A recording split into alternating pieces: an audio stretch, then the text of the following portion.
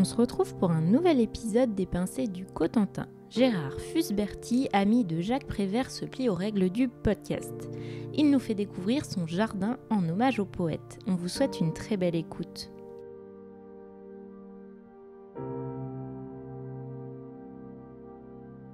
Aujourd'hui, nous sommes à Saint-Germain-des-Vaux en compagnie de Gérard Fusberti, ami de Jacques Prévert. Il y a 36 ans, il a créé un jardin à 2 pas du Port Racine à la mémoire du poète. Bonjour Gérard et bienvenue sur le podcast. Donc pour commencer, on a une petite habitude sur l'interview. Je vous pose quelques questions en lien avec le Cotentin et vous me répondez. Vous préférez un bon plateau de fruits de mer ou vous êtes plutôt produit du terroir? Ça va ensemble. On commence par les fruits de mer et on finit par un gigot. Un homard et un gigot, ça va avec. Ça va bien ensemble. Un bon repas, Ben oui, sûrement. mais oui. Vous préférez la randonnée ou le sport nautique? La randonnée. Le littoral ou le bocage? Le littoral, ici, c'est exceptionnel, le littoral. Vous êtes plutôt artisanat ou patrimoine? J'ai une formation d'archéologue et j'étais antiquaire pendant 20 ans à Paris. Alors donc, les deux, Vous évidemment. préférez le cidre doux ou le cidre brut? Brut, j'en ai bu ce midi. Et vous préférez les gounera ou les hortensias? Les Gounera, à cause de leur histoire, qui sont venus en 1880 à Cherbourg et à Nantes, qui poussent très très bien dans la région, qui épatait Prévert parce que c'était une plante tellement étrange, et avec ces grosses, disait-il, ces grandes feuilles qui ressemblent à des oreilles d'éléphant, et il se trouve que ça pousse bien. Donc tout va bien. Une plante venue d'Amazonie. Est-ce que vous pouvez brièvement vous présenter et nous raconter le lien que vous entretenez avec le Cotentin? Écoutez, j'ai un lien très particulièrement affectif. Mes parents sont arrivés ici, mon père est italien, il est né à Venise. Ma mère est une juive flamande, parisienne, et ils se sont connus en 40 à Paris, ils se sont mariés, et ensuite la guerre est arrivée et ils se sont réfugiés ici. Mon père pour construire le mur de l'Atlantique. Ensuite, ils sont repartis de cette région et ils sont revenus parce qu'il avait vu mon père qui était un homme très intelligent et aussi très courageux. Et les immigrés de cette époque étaient des gens qui voulaient réussir les choses et avec des règles très précises. Mais ici, il y avait tout à faire. Et ils ont vu qu'il y avait tout à faire et ils l'ont fait. Et je suis né là, 2 jours après le débarquement, le 8 juin 1944. Et je suis là maintenant depuis 80 ans. Une belle histoire.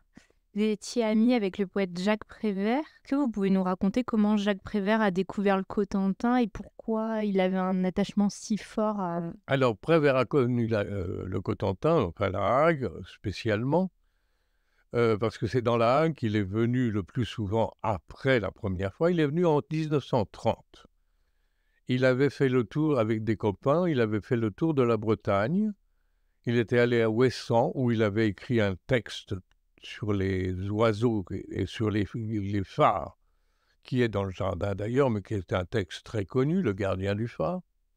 Et ensuite, ils sont venus jusqu'au bout du monde, c'est-à-dire ici, où il y avait un bistrot sympathique, une aubergiste accueillante.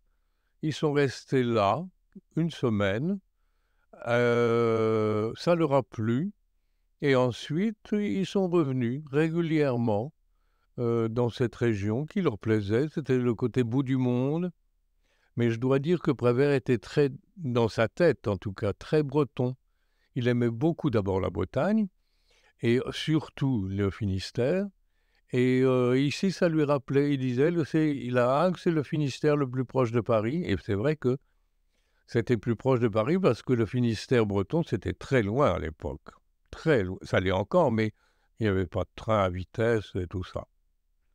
Donc, et finalement, curieusement, Eugénie, sa petite fille, sa seule petite fille, et héritière d'ailleurs, elle a acheté il y a 5-6 ans une grande propriété dans le Finistère. Et vous, comment vous l'avez rencontré pour la première fois? Je l'ai rencontré justement à Gouy, au Cap, où j'avais une grande maison là, qui était un ancien hôtel, et il pensait que c'était un hôtel encore. Et donc, je les ai reçus. J'avais une grande brocante et puis j'avais des chambres et voilà. On est devenus amis aussitôt et on l'est resté. D'où est née cette idée, cette envie de créer un jardin pour lui rendre hommage? Oh ben, c'était très simple en fait, très simple et réalisable parce que d'abord l'endroit on l'avait déjà. Je l'avais déjà. Mes parents l'avaient acheté 20 ans avant. Personne n'en voulait de cette vallée, mais enfin bon. Et Prévert a écrit un livre qui s'appelle Arbres. Donc la symbolique des arbres, on sait que ça grandit avec le souvenir, c'est bien connu. Et il se trouve que à l'époque, j'habitais à Paris et j'étais antiquaire à Paris. Je faisais aussi de l'archéologie au Moyen-Orient l'hiver. Et Yves Montand qui faisait un film, Yves Montand qui a chanté Les Feuilles Mortes, et qui avait Prévert comme témoin à son mariage avec Signoret, il connaissait Prévert depuis sa jeunesse. Qu'est-ce qu'on fait? Il dit à Madame Prévert, qu'est-ce qu'on fait pour les 10 ans de la mort de Jacques?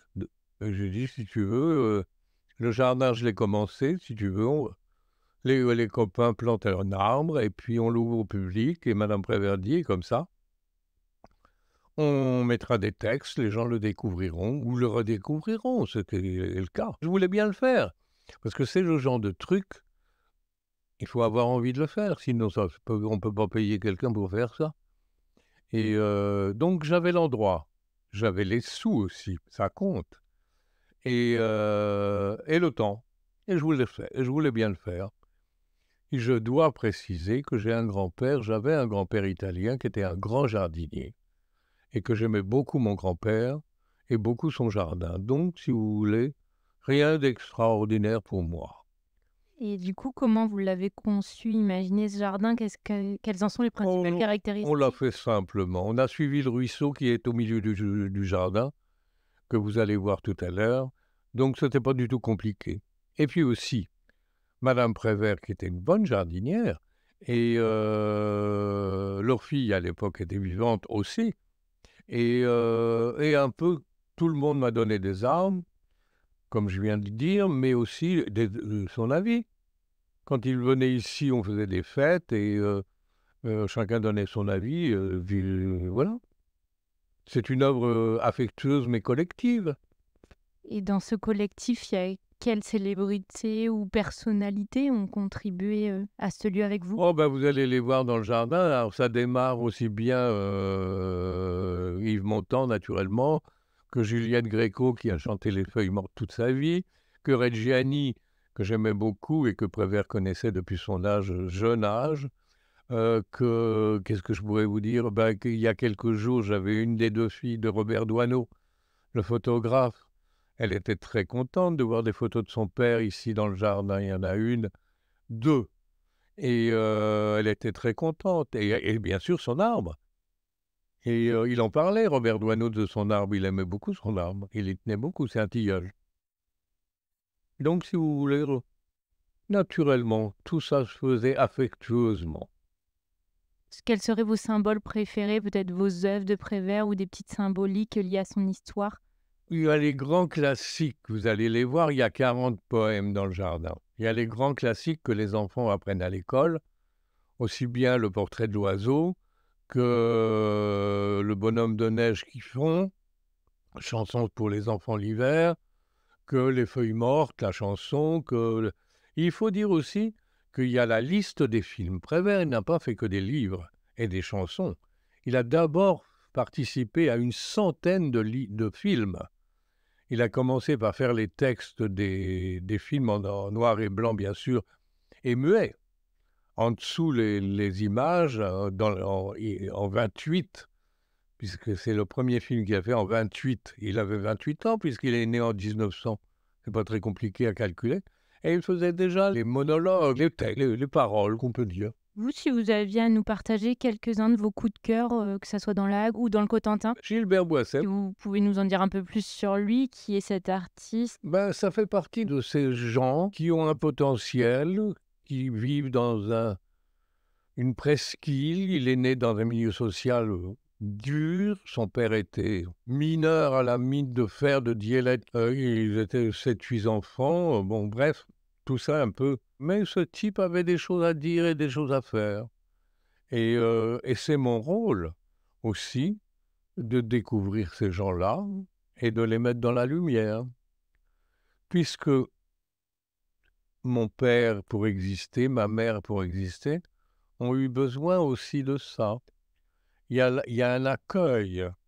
Vous accueillez des inconnus ou vous les rejetez. Et nous, on a été bien accueillis et donc on accueille les autres. C'est dans l'ordre. Pour nous, c'est mon éducation. Et si vous deviez définir le Cotentin, qu'est-ce qui le rend pour vous unique à vos yeux? J'aime bien l'idée des îles et des presqu'îles. Et en plus, c'est riche d'histoire. Avec le Hagdik, avec, comme je viens de vous dire, j'ai fait un peu d'archéologie. Mais ici, il y a des silex taillés, j'en ai partout. Et c'est une presqu'île qui a été habitée par les humains avant la dernière glaciation et après la dernière glaciation. À la dernière grande glaciation, il n'y avait pas de mer de la Manche. Hein. On allait en Angleterre, c'était que de la glace. Merci Gérard pour cette balade dans le Havre de Paix que vous avez créé. Et on espère que cet épisode donnera envie aux habitants et visiteurs de s'aventurer dans la Hague pour en découvrir finalement toutes ces richesses. Merci aussi. Podcast en Cotentin est un podcast imaginé par l'Office de tourisme du Cotentin et produit par les Cotentinois. Retrouvez tous les épisodes sur vos plateformes d'écoute habituelles ainsi que sur le site podcast.encotentin.fr. Suivez également l'Office de tourisme du Cotentin sur les réseaux sociaux.